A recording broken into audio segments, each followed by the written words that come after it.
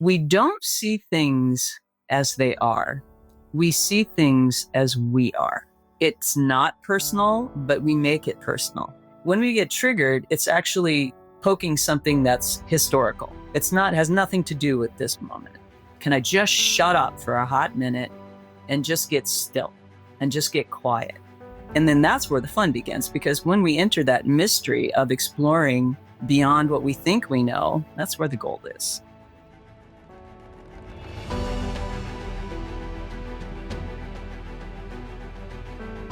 Hello, everybody. Welcome to Live Into Your Brilliance, the place where we love to go deep, to find the experiments and the insights that help you see the truth of who you are and to live the life that you love right now.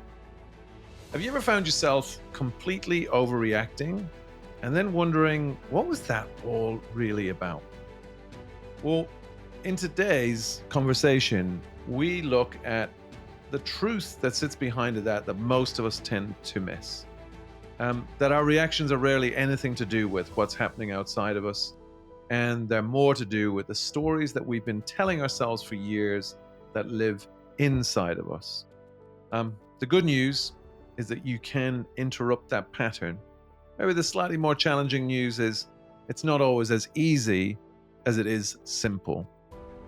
Today's guest is Marlene Mier. She is an incredible coach, community leader, and just a transformational human being. And what she's got on offer is something that all of us can benefit from. So I hope you enjoy this conversation. Let's dive in. What is either the insight that you would love to share or the illusion that you would love to blow up that has been both impactful for you, but also you sense that if we could get a glimpse of it, if our listeners could catch wise to it, it has the opportunity to unfold something beautiful into their reality? Well, first of all, I love the question, so thank you for asking. So many. I mean, how do you pick just one, right? When you live in the realm of infinite possibility, it's very difficult to pick one. This one, when I really sat with that question, this is the one that came up. And I don't even remember. I think it was in the late 90s that I heard it. And it was a quote from Anais Nin.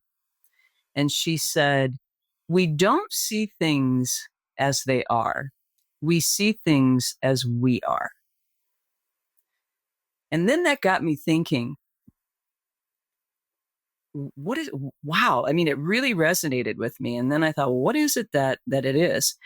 And what was coming for me and what I've been playing with ever since I heard that is just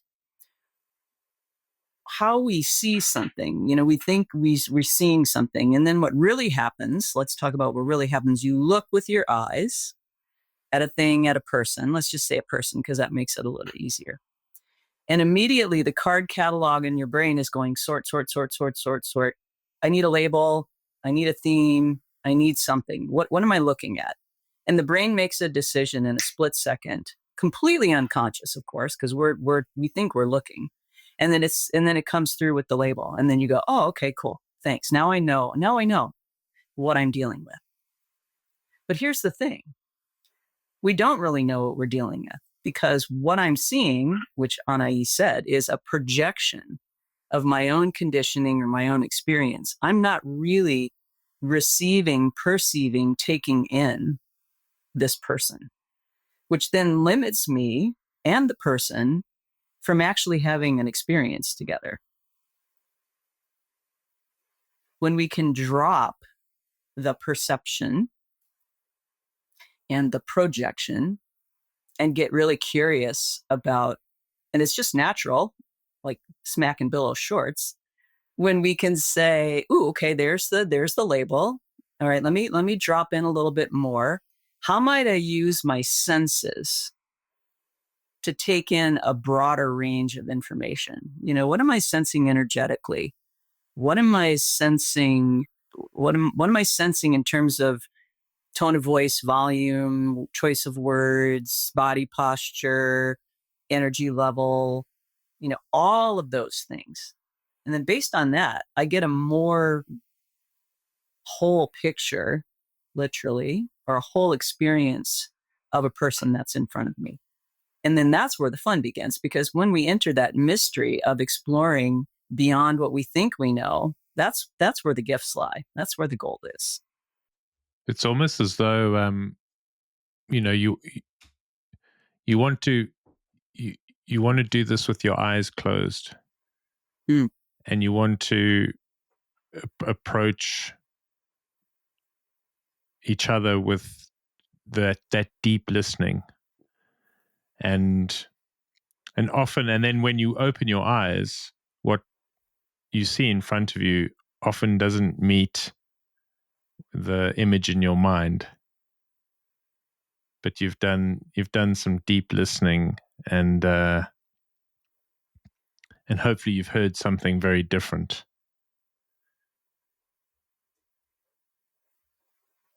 Indeed. Yeah, it's an interesting one. It's an interesting one, because I think you're so right. I mean, and we've spoken about it a bunch. And I used to do it. I mean, I used to be, and I still do it. You know, the person I'm seeing is the person that I'm creating, as opposed to the person or the soul that is. And you have to, and sometimes I catch myself, and sometimes I'm like, stop judging, turn the noise off, listen deeply, look beyond the spacesuit, see the soul, feel the soul, and connect on that level. And then sometimes I just completely drop the ball. Like I make a snap judgment, and sometimes I'm so badly wrong. It's embarrassing. But I think that's a very human thing, And in the workplace in particular, we are so bad at that. You go into a meeting, you're flustered, you're coming from, you're the chief of staff at this hot tech company, you've been in 6 meetings all day, and then you arrive and you make a judgment call about, this new face on the screen, or somebody that you've known for a while who shows up in a certain way, and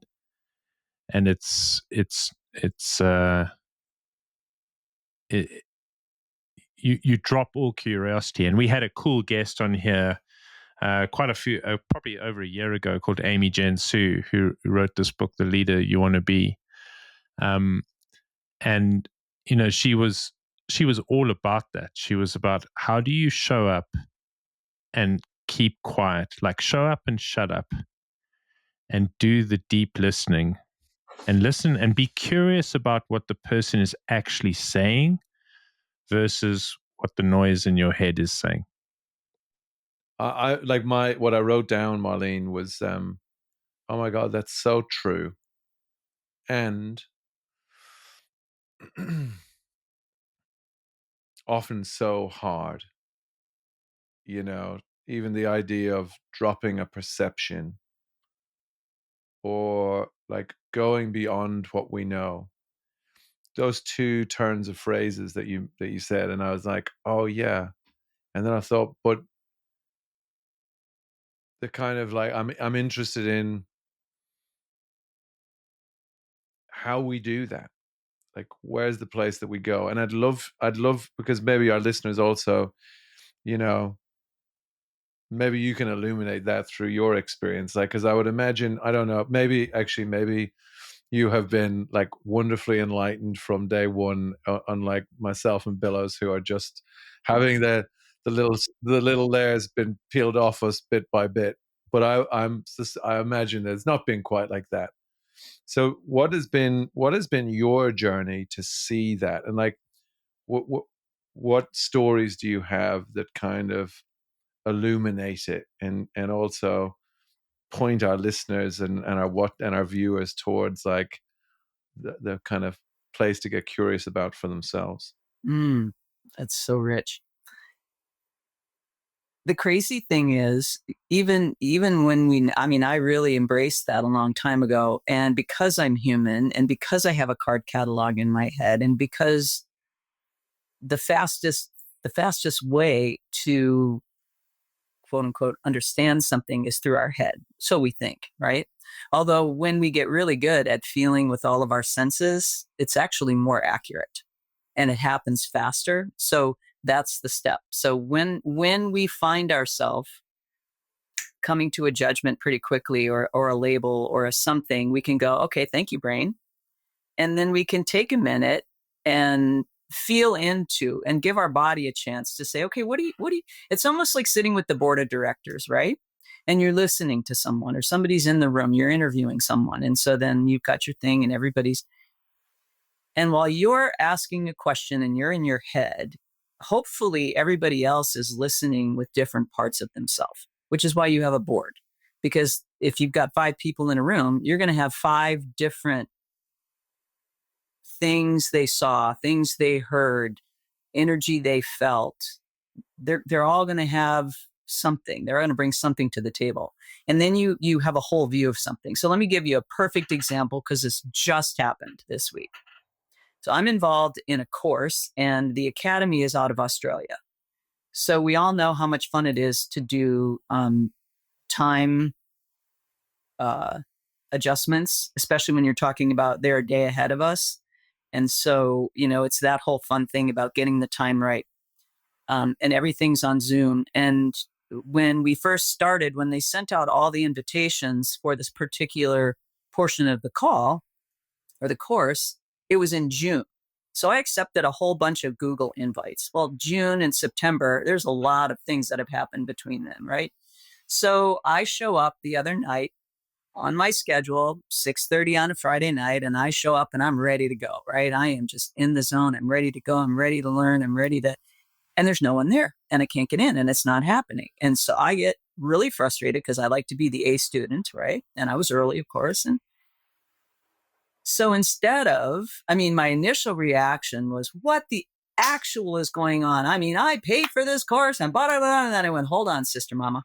Let's reel it back in a minute and let's find out something happened here. You missed something. Something was not communicated. They missed something, whatever. Now, it could have gone one of 2 ways. I could have come in guns a-blazing and blamed, reached out to customer service and said, you didn't do that, and you didn't do that, and you didn't do that.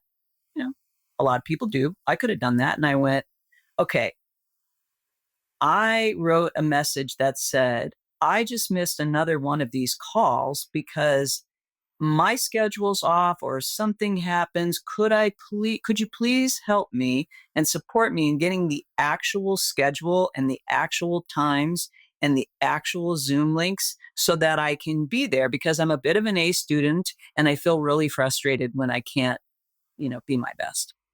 Well, the person came back so lovingly and saying, thank you so much. I really understand your frustration. You accepted all these things, gave me a screenshot. In other words, thank you for not coming in guns a-blazing because this one's on you. And I could go, oh yeah, don't be me. I like to work in a day timer versus an electric calendar. And so I wasn't, it was just, and it was clearly a miscommunication. But because I responded instead of reacted, I actually got the support that I needed. And now I'm all sorted out. They have a better understanding of my level of commitment and how much I want to do really well in this academy, which this person acknowledged. And then I could settle down my own role and go, okay, well, it was just a, we're going to look at our calendar from now on. Problem solved. So, and that's a great example. It's a great example because I can imagine someone listening, and going, "Oh yeah, I've been in a similar situation like that," because it's so lifelike. So, what would you say was the key for you? What's the skill or the practice that you would say you have mastered that example illustrates, that allowed you to respond in the way you did? Perfect. Well, the first was recognizing my physical, emotional, and energetic reaction, right? I got poked. And so immediately I got mad. I got frustrated. I was angry. I was grumbling and cussing. That's what we do when we're in reaction mode. And then I thought, okay, I allowed myself to feel it. That's the first thing, because a lot of people go to their second reaction, which is, oh, can't feel those things. That's not very evolved. So I'm going to stuff it. I'm going to put a lid on that, and I'm going to stop this cascade of anger, frustration, whatever, because that's not appropriate. Okay, well, guess what? That's possibly the antithesis of allowing the emotion and the feelings and everything, allowing that energy to go, not at anyone, but just out. And once I relieved that energy, because that's all it is energy and frequency. Once I relieved that, then I could come back to my center and go, okay, let's do a little inquiry. Let's involve something else. Clearly, it's a miscommunication. Clearly, something happened in that realm. And then and only then, when I was able to come from a calm, collected place to then be curious about where, what, who, how was not communicating properly, then I could send the request. And then I got exactly the response I needed. So in all of that, it's instead of reacting, I let myself feel what I was feeling, calmed myself down, came from a different inquiry, like, I wonder what's really going on here. Then you step in and respond. So, Marlene, you referenced a couple of minutes ago that, you know, the monkey mind, this concept of, and I'm assuming you're borrowing from the Buddhists who warn against the monkey mind and preconceived ideas and what have you. And then the flip side of that is the beginner's mind, and showing up with that present moment awareness. And so I'm sort of just pulling on some of the threads from Elle's question here, like, how did you, and you know, the listeners know, like, we're all about practice. We're encouraging our listeners to engage in practice. What was the practice that you engaged in to cultivate that kind of present moment, clear thinking, present moment awareness? What to take us on your journey, take us on your path, because I think that's fascinating for people. Like, how did you get to the point where you were able to put into practice all of the amazing things that you've learned along the way? Thank you for asking. And it is a practice. So some days I'm really good at it, and some days I trip over my own self. So I just want to be fully transparent about that. We're human beings. So that's the first thing. You know, first of all, to stop kicking ourselves around when we mess up, that would be number one. But my journey has been, I came into the world and still am a highly curious, deeply emotional, highly sensitive, big energy human being. Okay. Who wants to know the truth about things and who has a lot of feelings about what the truth are. So I have learned over time, and like I said, some days are better than others, that I think the first step is, first of all, being aware of what it is that is, so naming the emotion, number one, what's really going on here? And recognizing, okay, I got triggered. So when we get triggered, it's actually poking something that's historical. Has nothing to do with this moment. So we need to acknowledge that. And then feeling the feeling, not stuffing it, going, all right, I'm really pissed off right now. And then taking a hot minute before I come, because I can, and I have, and I will probably again come ballistic angry, right? And then if I can, and I am present enough, which comes back to the presence, I can go, okay, I am feeling really angry right now. And when this happened, that's what happened. Can we look at that? Hopefully, who's ever on the other side can do that. And if they can't, then it's again another practice. Because if they come back guns a blazing, then the first thing that most human beings will do will bring on the defense, right? I'm going to put my armor up. Oh, so we're going to do this? You're coming at me. I'm going to go at you. Because now it's going to, who's going to win, right? So what if you drop the whole winning game and just allow? So it's the practice of allowing. Yeah, no, it does. Um, It's like what resonated for me there was the concept of letting go of the story. Like we make up bullshit stories, right? Mm-hmm. When some like, oh, they're coming at me, so I've got to go at them. That's the human instinct of making up bullshit stories. Yep. And then there's and then we get very attached to those stories. And then there's the concept, I think, of what you were pointing to is like, I don't have to be right. You know, I so let me get curious about what's going on. Oh, there's a scheduling problem. So let me get curious about that.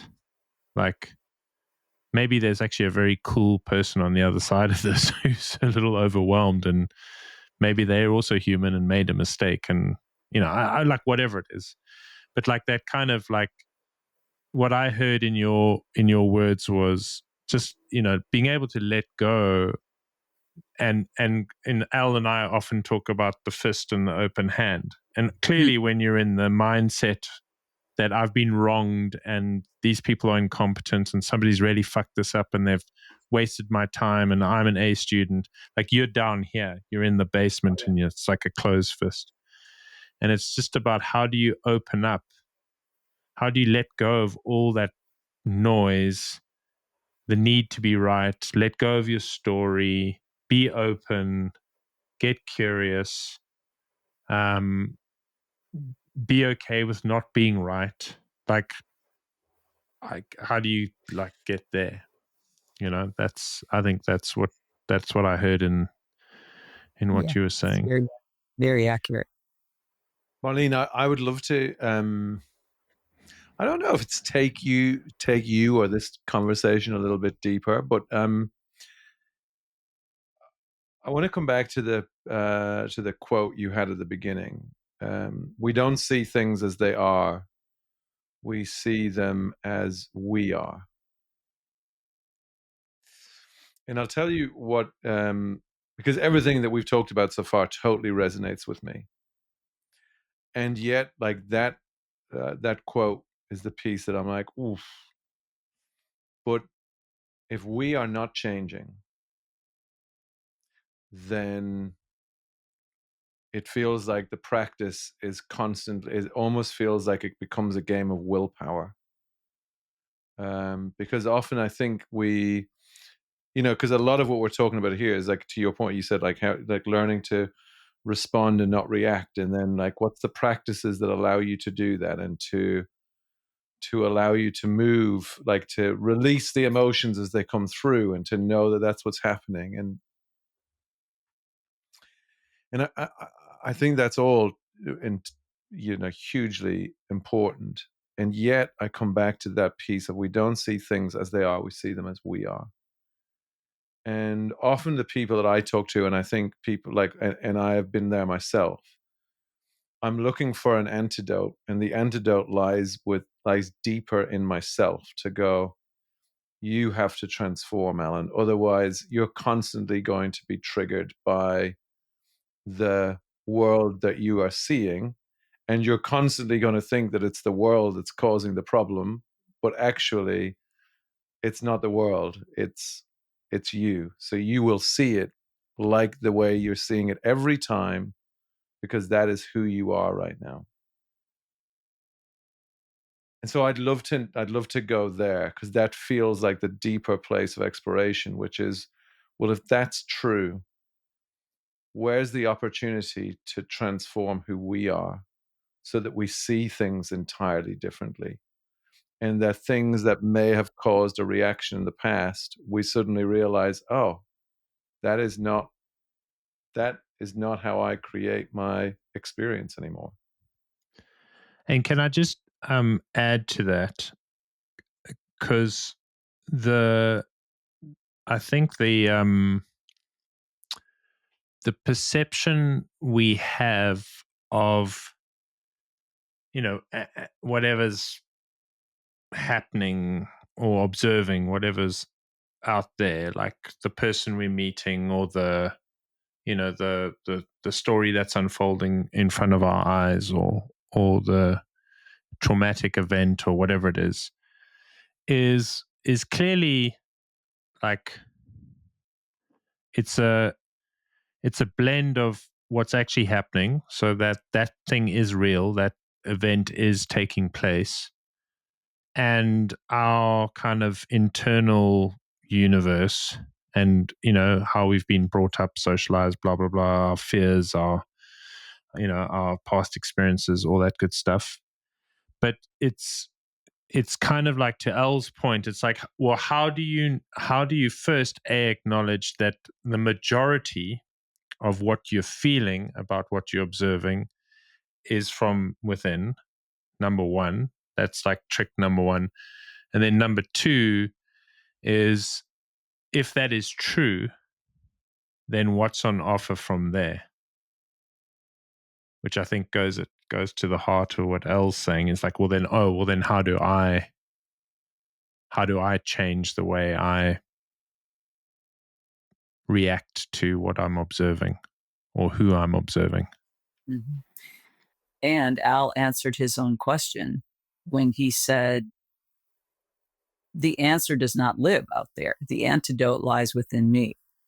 So the first step is, how do we stop outsourcing and looking outside of ourselves for the answer? Because the answer does not live there. And yet we've been taught, we've been conditioned, we've been socialized that somebody else knows more than I do. Therefore, the answer is out there and it doesn't lie with me.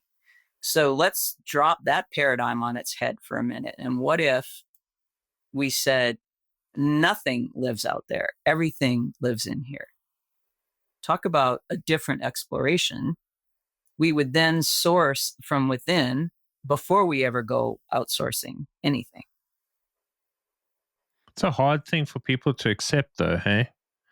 Oh, very much so. Like, if something's happening out there and you're observing it and you're reacting to it and you're horrified by it, or you're having a very visceral, emotional, physical experience. And I mean, let's take something as simple as like walking into a meeting at work and somebody across the table says something and you're like, you're a prick. Like, you are not a good human being. It's very hard, I think, for people to step back from that and go, oh, it's not them, it's me. I agree. Yeah, so I'm smiling because there's almost like it's not them. It's not that it's not them, because there is a them. Yeah. But I am the primary. It's funny. Like, I'll tell you a story, just that kind of something that happened to me this weekend, and it's it's something that happened at work, and but I was engaging with Paul, who's my CEO, my boss, and we were talking about a situation, and then I was talking about a person, and I sent him a text, and I was all about the person. They are this, and they need to do that, and this is I'm so frustrated, and that was a Friday night. So I was sending them post 6:00. So I was, I'd gone into reactive mode. I think I might have I'd gone into reactive mode, and it took me until Monday, actually, no, Sunday night, I think it was. And then it was like, oh, damn. And I had to send Paul a message to go, okay, point of personal reflection. Um, I'm making it personal. I'm making it personal, like that that they it's a they issue. It's like that the person is the problem. And what's interesting for me in this, it's like actually some of their actions and stuff I do have commentary on, and I do have things that I want to say.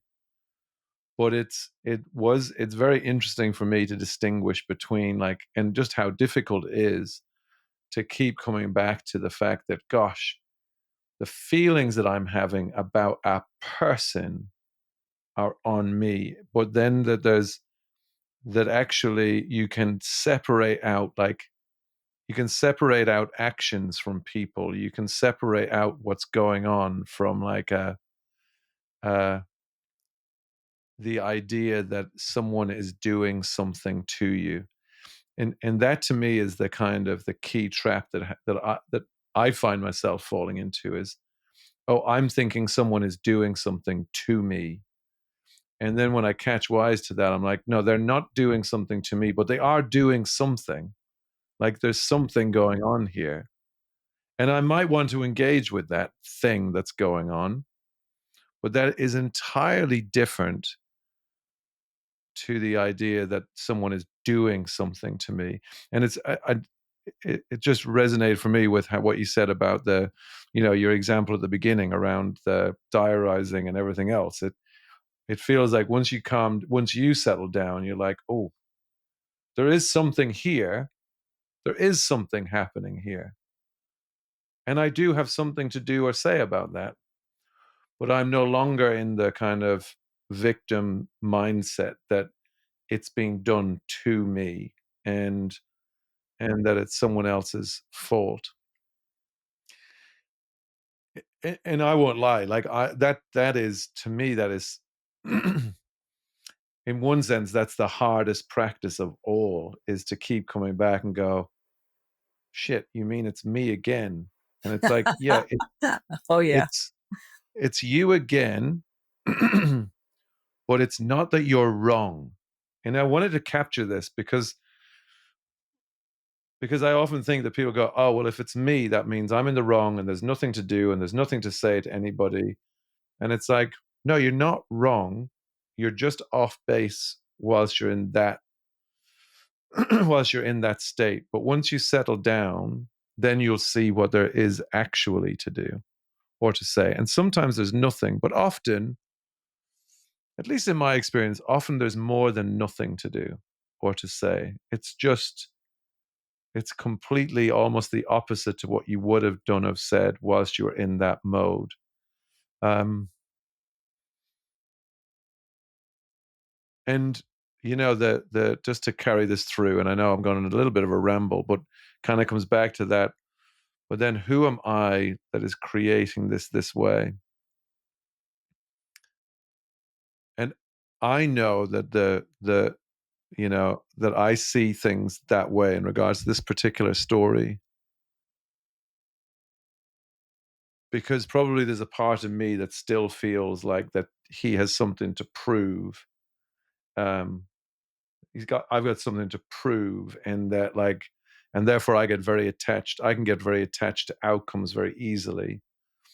And so if it looks like someone's getting in the way of that, I will react badly to that. Like, that will be my reaction. But interestingly, the who am I that has to shift is, and it hasn't shifted. Like, it's definitely shifted a lot from where it used to be. But in going back into the world of work, I've realized, oh, that part of me is still there. Like, it's still there. The part of me that feels he has to prove himself, and that, you know, results and outcomes say something about me. Um, and I just think that's worth like, I'm not, maybe I've not even realized it as completely as I am now. But that is the place that I look at and go, there's the place to really go.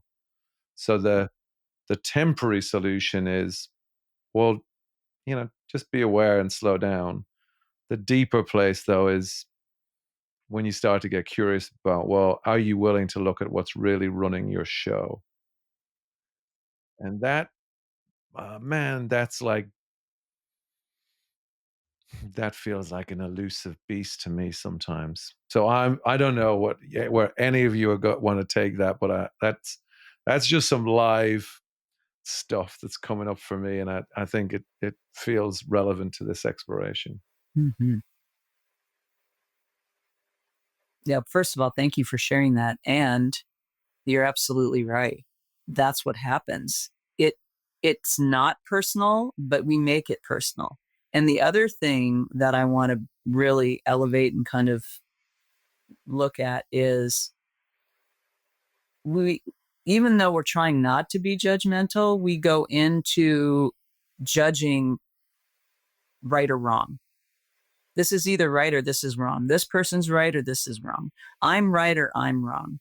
What if, and this is difficult when you're in emotional overload, what if it is?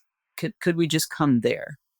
In that space of this or that, there's something here to look at, which is why I brought up the thing about people, when I look at a person, because when you are in a human relational dynamic, it becomes even more tricky, doesn't it? Especially because you are the leader of these people under you, and this person is rightfully so, perhaps behaving a certain way, not bringing a certain thing that they're supposed to. It's behavioral. It's literally a measurable thing, right? So then the what is that's what is. It's a measurable thing. So can we come back to this, what is, and work together to figure out how we might alter that? Interpersonally, it's a lot dicier, right? Because if we're in relationship that matters with somebody, and somebody says something or does something, and we go into that, I got triggered, right? And so I immediately then go to my default, which is, you did this, or instead of I feel this. But even if I say I feel that, then it's up to the invitation is, okay, what can we do with that? That's where the gift lies. That's the deeper invitation to get curious about. Can we go from this thing to let's really dissect it and come to really some good solution to move forward, right? Instead of getting stuck in this, which we can do pretty easily. How much, Marlene, and this may sound like a very stupid question, but how much of this comes back to the ability to be present? Because we were joking, in fact Al was on a call with me yesterday, and Vanessa jumped on the call, and we were just bantering, and we were talking about how we were going to cope with a pretty hectic week of like friends arriving, socializing, blah blah blah. And we were just laughing about it, but we did, we did say that it boils down to cultivating that presence and not worrying about the next set of events or what's happening or what's coming down the pike. It's literally being curious about the now. And I know that, I mean, it sounds like such a sounds like such a trite thing to point to, but like when you're worrying about outcomes, or you're worrying about the intentions of this person across the table from you in a meeting, or you're like, what, or you're worrying about the narrative that you're running in your brain about, why don't people listen to me? Like, why did they not hear me the first time? Like, I was very clear on why I think we should do it this way, or like whatever our favorite narrative of the moment is.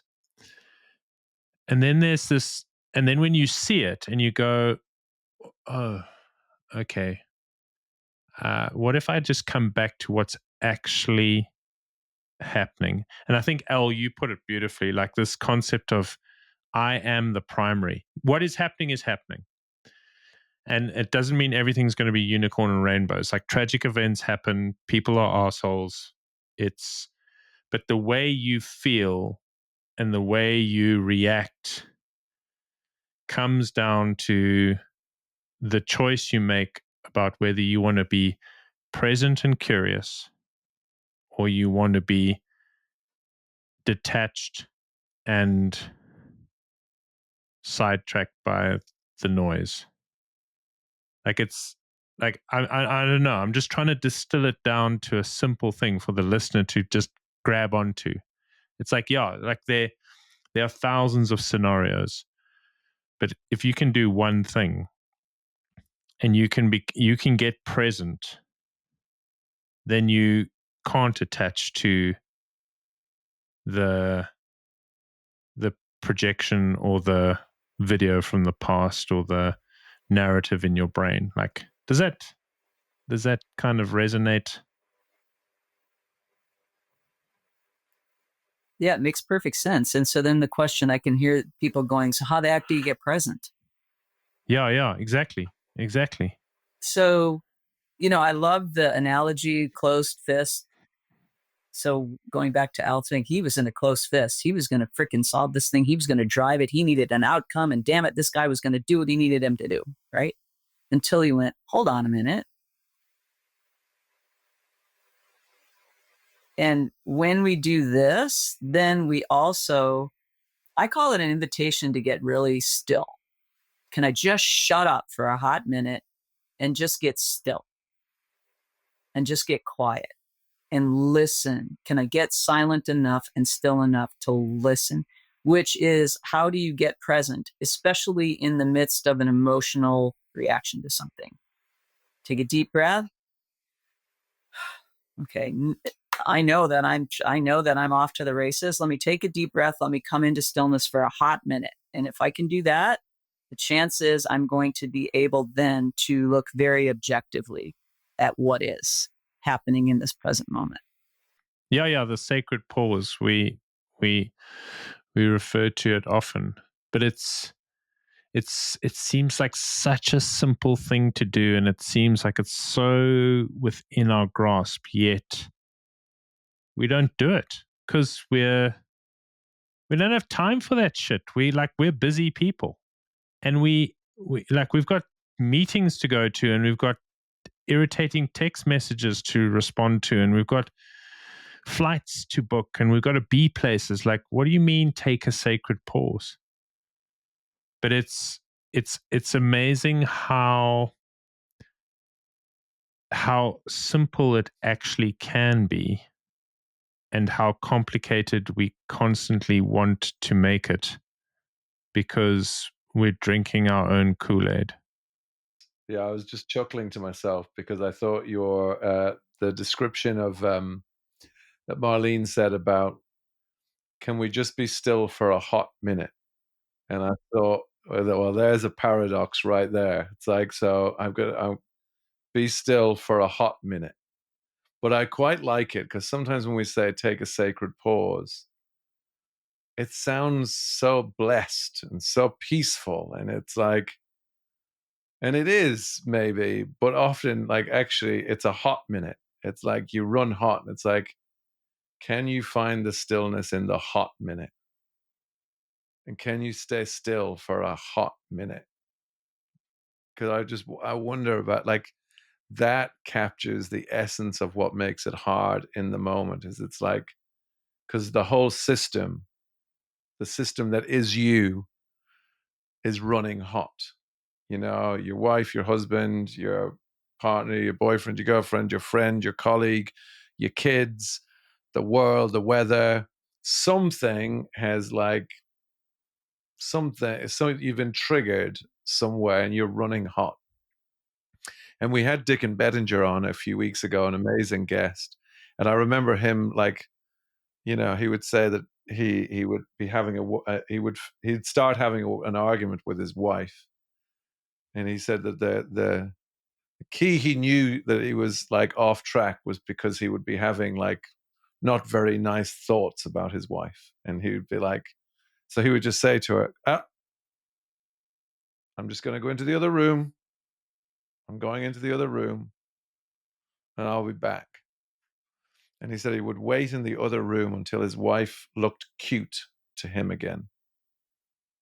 And he's like, now I can go back in. He'd go back and he'd be like, I'm ready to talk now. And that ability to just, like, particularly when, Marlene, you were saying about the interpersonal stuff, like when the other person's there, it sometimes looks, and I sometimes think that we fool ourselves into thinking, no, like, you've got to stay in it. Like, stay in it. We got to thrash this out, versus going, let's just stop. I just need to stop. I'm just going to go into the other room. I'm going to take a hot minute. And then things can't help but look different. And you can do that anywhere. Like, you can do that anywhere.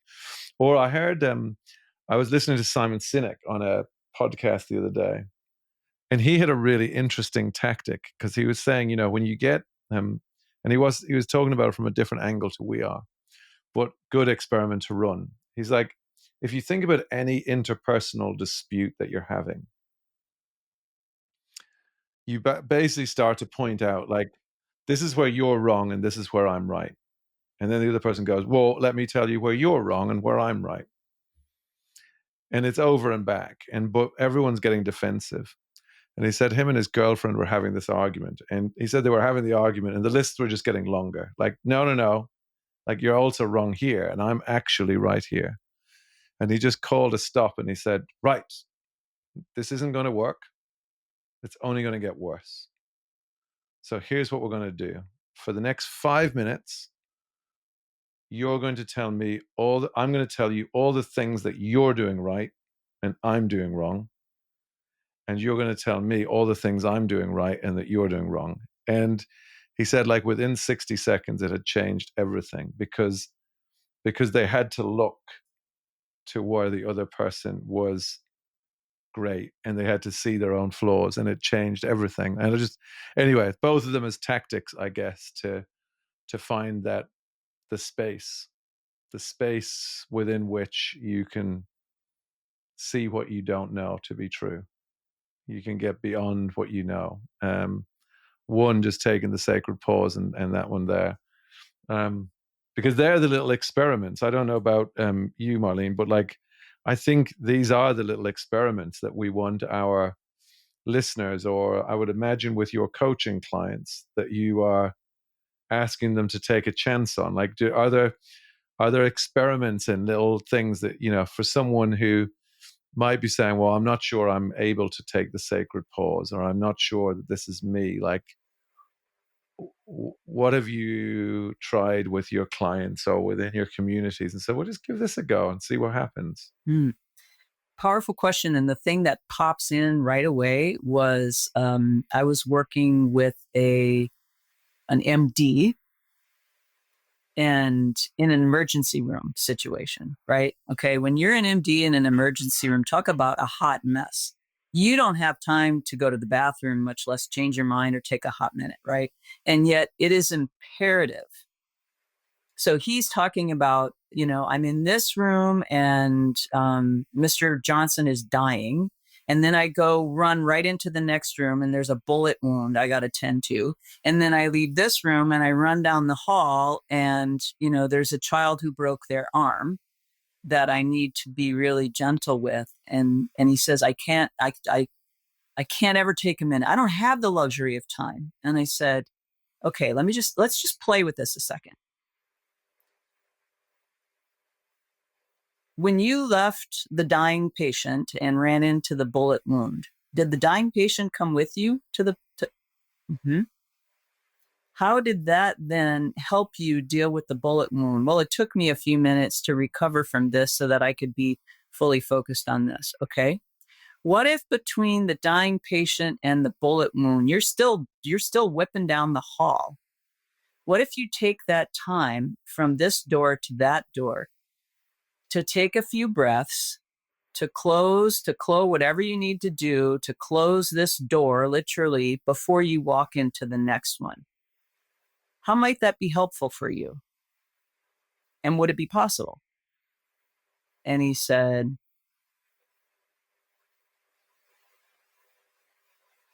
yeah, it is possible, because what I'm doing when I'm going from this door to this door is I'm rehashing this room. So I'm not actually prepared to walk into this room to start fresh again. Ah, okay. So he just had the realization for himself that it's going to be in my highest good to perform, speaking of performance, the way I need to perform, the way I want to perform, and the way I know I need to perform, and to give this patient my full attention. And then when I leave this room, I take a hot minute on my way running down the hall to the other one to collect myself, visually close this door, stop at the doorway before I enter, take another deep breath, and walk into this room, walk into a new room. And he said, I like that idea. I'm going to try it out. I said, great. We'll explore it next week when you come. He came back and he said, not only was it helpful, he said, I actually came out of the room of a dying person and I stopped, and I get goosebumps. And I took a minute and I said a prayer. Just a second. And I said a prayer for this dying man. And then I continued on, and I took 1 second before I opened the door, and I took a breath, and I thought, whoever I'm going to be walking into right now, I am fully present. And he said, it didn't take me any amount of time, but it changed everything, especially for me, because by the time I ended my shift 10 hours later, I didn't go home with wearing catastrophe after catastrophe after catastrophe after catastrophe, which takes me another how many hours to get it off me before I can calm down enough to go to sleep to get up and do it again. And that's the other part that we don't see. If we allow ourselves a hot minute, we actually help ourselves not to have this cumulative burden on our body and on our psyche. That we're actually having a moment of repair to lessen the burden on the body, on the psyche, on the spirit. And that's my invitation. How can we lessen the body burden? How can we lessen the burden and invite more opportunity, healing, possibility, sanity in the midst of insanity? Is there anything more insane than a busy hospital and an emergency room? No. That's a great. That is a great. That's a great story, and also, yeah, that's such a simple experiment. But I'm even just thinking about. I know we've been cracking jokes about my day, but I wonder what that would have been, how powerful that would have been for me, even throughout today, to kind of take that moment after each meeting that I had, and like, just make peace with, like, I didn't have any traumatic events like that doctor, so I'm not saying it's like I did, but I'm just thinking about the listener. I'm thinking about myself. But we think that it takes a long time to give ourselves time. Interestingly, we think we need lots of time, but actually, just that practice of close a door, stop, take a minute, say a prayer, acknowledgement, and then move again, and then stopping before entering into the next thing, and taking a moment, getting present, being with what is to come, like just acknowledgement. I'm thinking about, I'll finish this podcast and then I'm going to go downstairs and we've got a friend for dinner. And it's like, okay, like, don't just hang up to the podcast and just walk out the door and straight down without just taking a moment to kind of give thanks, make peace with, acknowledge, and then move on. But it is amazing what because your comment about we think we need to take time to make time. But I mean, if you go back to that Viktor Frankl quote that we often trot out around, between stimulus and response is this space, and in that space you have the opportunity to make a choice. And so I think it's a really great thing that you're pointing to, Marlene, because I think the more you play around with that space between stimulus and response, the more you realize that there is very much the fourth dimension of it all, like the time stretches, and it I don't know, everything seems to slow down, and we've commented on this before, is when you're in that mindset where you're not trying to be right all the time, when you're not pandering to the narrative, but you take that pause, whether it's to give thanks, say a prayer, decide how you're going to go and handle the next emergency or whatever it is, everything seems to slow down. And you are able to handle so much more. Exactly. And you're able to, and nothing has changed, yet everything has changed.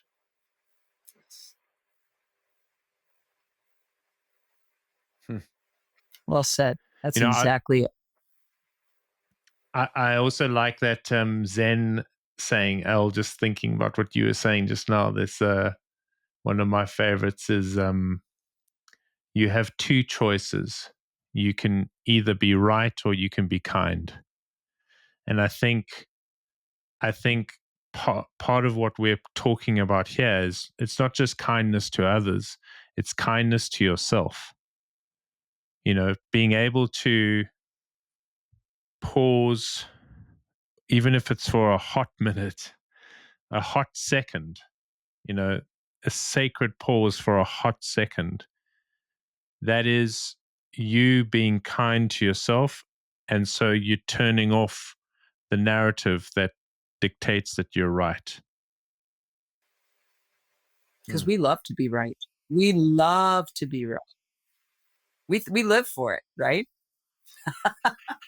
And yet here's the great equalizer. All we want, every single one of us, no exception, we want to be loved. We want to have people approve of us. We want to feel validated, and we want to be accepted.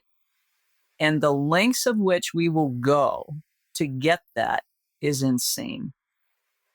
And the best place we can start is with ourselves. When I can approve of myself, when I can accept myself, when I can validate myself, again, it becomes less important for me to go searching outside of myself, that I'm putting you responsible for giving me that. And when you do, then everything will be fine. But until you can give me that, we're not good. Until that employee can do this, we're not good. And you know what? You're hurting my ability to do my job. And I'm just not having it. All right. So Marlene, what you got to do now is you got to bring all of this together, this whole wonderful discussion, and capture it on a bumper sticker for life. What would be the Marlene bumper sticker for life? It doesn't have to be all to do with this conversation, but if you could design a bumper sticker for life, what would it say and why? Talk about come full circle. Every moment is an opportunity. Every moment, no exception. And why is, are we willing to embrace the moment? Because when we do, that determines everything. And as you so beautifully said, Billows, nothing changed and everything changed based on how I embrace this moment. Wow. Love that, Marlene. That feels like one of those perfect moments where you're like, oh, I don't want to contaminate the clarity of what you've just said, so I'm not going to. because that feels like the perfect place to bring this conversation, to start to bring it home, because we can all answer that question for ourselves. I love the question, are we willing? I just think it's, are we willing to embrace the moment? It's very cool. Thank you, Marlene. Like, this has been, like I said at the beginning, we were really looking forward to being in conversation with you, and it definitely didn't disappoint. Like, on a very personal level, I have to say, this just feels like it felt like such a timely conversation and exploration for me. And I love your you talk about stillness, but like, actually, I've really appreciated your stillness in the conversation. Just, you're so grounded in the way that you point and see this, that allows, at least allowed me, and I hope our listener and viewers, to just go to where you are pointing and to see what they see. So thank you so much for, all that you do and everything that you've brought to this conversation. It's been, it's been very, very cool. Thank you. Thank you for inviting me. And like we started, I love being in exploration, because it's through that exploration that we really see what we don't see. And until we can see what we can't see, and in the mystery is the miracle. That's the antidote. That's where the answer lives. And how much fun when we get to play in mystery. Well, from my side, Marlene, this has been a beautiful string of moments, and I'm very grateful that you've come into our lives, and I know that we're working on other exciting projects. So hopefully we'll talk about those as they unfold. But thank you for this beautiful moment, and sending lots of love across the airwaves. Thank you so much. Returning it tenfold to both of you. Thank you for the work that you do in the world too. Is invaluable and needed more than ever. So, Thanks, Marlene. Well, folks, those listening, watching, that brings us to a conclusion. I think if we were all to run an experiment this week, or at least the one that feels full of promise, I just love that idea of finding stillness in a hot minute, taking the sacred pause, knowing that we are primary and that every moment is an opportunity if we're willing to look beyond what we think we know. And so with that, know that you are brilliant, you are made of it, and go forth, live into it, and see what there is to see. And we will be back with you next week.